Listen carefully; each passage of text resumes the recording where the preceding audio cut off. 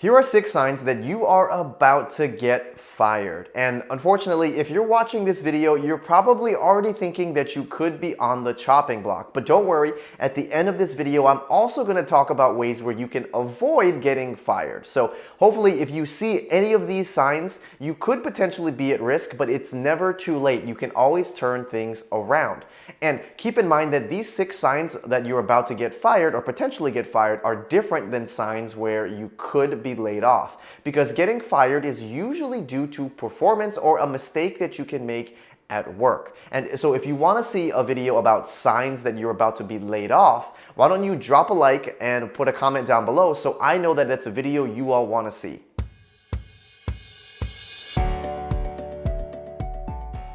Before we dive into the 6 signs that you might get fired, if you want more free career advice just like this, click subscribe down below because I upload weekly videos just like this. And if you find it to be helpful, share it with a friend.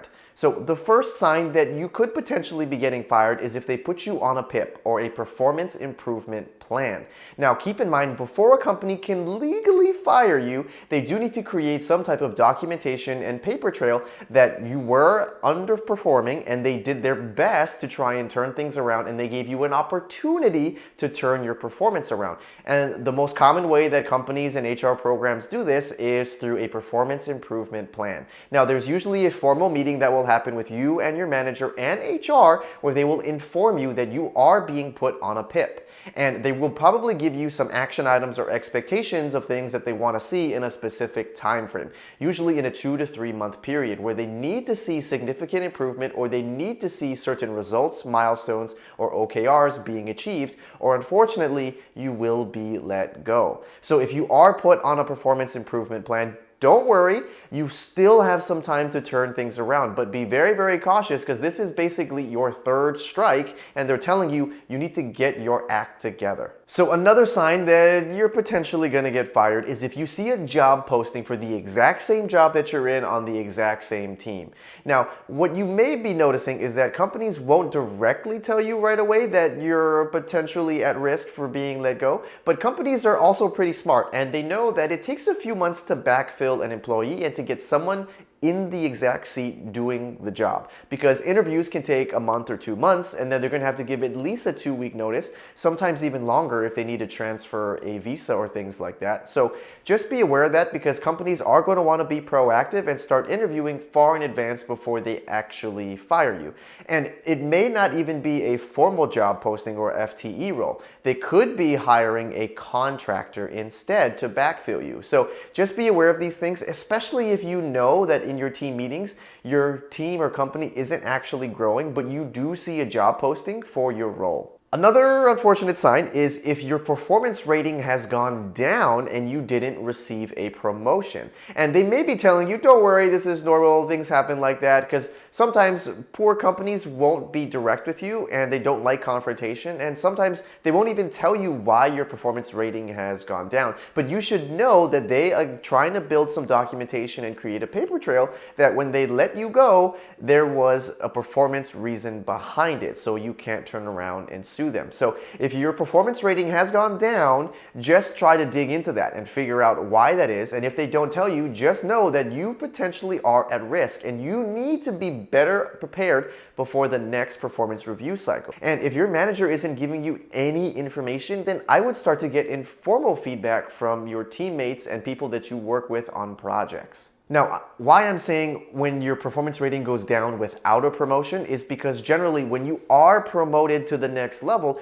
it's not uncommon for you to get a lower performance rating because you were probably at a very high performance rating, which is how they justified promoting you. And now that you've been promoted at this new level, it's normal that you won't get another really high rating, right? Because if you're getting another really high rating after your promotion, then that would mean you should be promoted again, which usually doesn't happen that quickly. So it is normal for you to get a lower performance rating once you have been promoted. Okay, another thing you need to be aware of is if you notice that your role and responsibility is shrinking, or that people are taking some of the work off your plate, or maybe you're noticing that you're having less and less meetings on your calendar every single week. This could be a sign that your manager or someone else is trying to start to offboard you and basically take some of your projects and responsibilities away so that if you are potentially fired, it's a really quick and easy transition because you don't actually own any of the work or deliverables.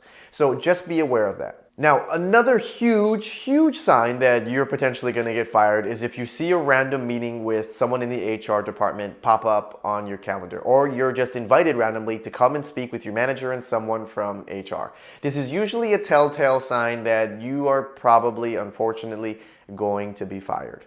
Now, if you are speaking directly with someone with HR, it's most likely they're already putting you on a PIP, or they're just going to need to build some type of documentation that HR did meet with you before letting you go so that they're not in trouble and can potentially get sued for wrongful termination.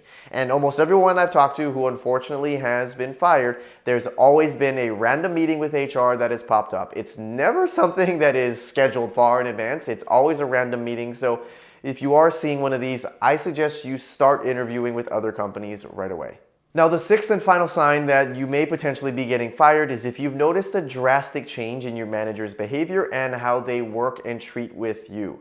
So if you're noticing that your manager isn't meeting you as often, or is blowing you off, or is being really short with you, or isn't really answering a lot of your questions, or doesn't seem as invested in you anymore, this could be a sign that they are being a little passive aggressive, unfortunately, and or they're already kind of writing you off and they're getting ready to let you go, and they are emotionally distancing themselves from you, so when they deliver bad news, it won't be so hard for them. Now, hopefully you've already had a meeting with your manager far in advance where they've told you and given you direct feedback about your performance, but I have heard cases sometimes where you aren't even warned about this and you are just let go. But there are usually some telltale signs from your manager kind of blowing you off or being a little distant. So if you're seeing this, try to be a little bit more direct with them. Ask them for feedback right away and see if there's an opportunity where you can save your job and turn things around.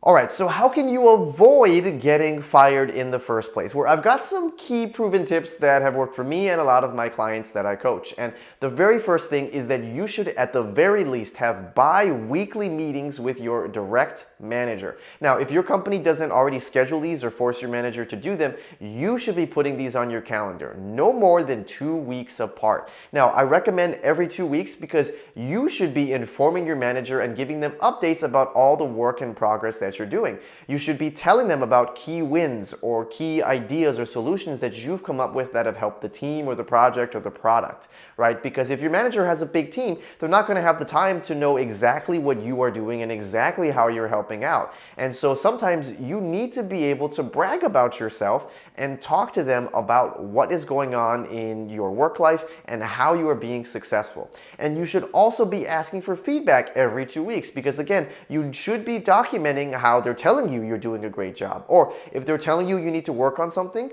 make sure you can actually work on it and then ask them for feedback 2 weeks later, which should be enough time for you to show significant feedback so that they can see that you are improving. You gotta be proactive about managing your career and your performance. Don't always trust that the company and your manager will do it for you. Now, similarly, along those lines, my second tip here is that you really need to manage your personal brand at work. Everybody knows it's who you know, not what you know, that comes down to your performance and promotions. Now, the same thing works for being potentially fired. You need to be cognizant of what your personal brand is at work and how people, especially in upper management, perceive you. So just be very aware of your personal brand, and if you want a full video on how to actually manage your personal brand so it's really, really good, I have a whole video here that you can check out. Tip number 3 is that you should always do more than what you are told, or do more than your basic responsibilities and minimum responsibilities of your role. Be looking for ideas and ways where you can get involved and you can do more than what is normally required of you without your manager telling you what to do. Because the more things that you are able to do, the more projects you're being involved with, A, the bigger your brand, but B, it also makes you indispensable because you will have so much knowledge, so much skills, and you could be responsible for so much results and impact in the business that it's hard for them to justify even letting you go. Even if you were to get a competing offer from another company, the more responsibilities and the more vital you are to the team and the company, they're definitely definitely going to try to retain you, and you definitely won't get fired. And I've seen this with a lot of the people that I've coached is when you become indispensable or there are certain things that only you can do within your team, it's almost impossible for them to fire you. Because for them to backfill you, they're going to need to hire 2, maybe 3 people. And that's way more expensive than just paying you. And the last and most important thing you can do to avoid getting fired is subscribing to this YouTube channel and making sure you watch all my videos from my general career coaching playlist, which I'm going to have linked down below. And so that way you can ensure that you are a top performer and you don't even have to worry about being fired. Now, comment down below what other videos you want us to make, because I read every single one of these comments and I will reply back to all of you. I really do appreciate the feedback, and thank you all for watching.